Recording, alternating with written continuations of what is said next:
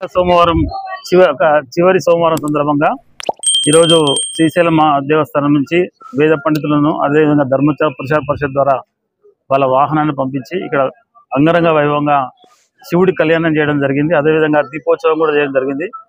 లక్ష దీపోత్సవం అని చెప్పేసి మేము పెట్టుకున్నాం. దానికి అనుగుణంగా ఈరోజు అందరూ కూడా మా కాలనీ వాసులు, మా పెద్దంబర్పేట మున్సిపాలిటీకి సంబంధించినటువంటి ప్రముఖులు, ప్రజలందరూ కూడా ఇక్కడికి వచ్చి భారీ ఎత్తున వచ్చి ఈ కార్యక్రమాన్ని దిగ్విజయం చేశారు. వారందరికీ కూడా ధన్యవాదాలు జరుపుకుంటూ ఈ కార్యక్రమానికి సహకరించేటువంటి నా మిత్రులు, కాలనీ వాస్తవులు, ప్రెసిడెంట్లు అందరూ కూడా, డోనర్స్ కూడా అందరూ కూడా కొంచెం స్వతహాగా ముందుకు వచ్చి కొన్ని డోనర్స్ కూడా ఇవ్వడం జరిగింది. వాళ్ళందరికీ నా కృతజ్ఞతలు. ఆ పరమశివుడు శ్రీశైలం నుంచి పెద్దంబర్పేట నుంచి సూర్యవంశీ గార్డెన్కి వచ్చి ఇంత పెద్ద ఎత్తున కార్యక్రమం జరిపించినందుకు ఆ దేవుడికి ఎప్పుడు మేము కృతజ్ఞత ఉంటామని చెప్పి తెలియజేస్తాం.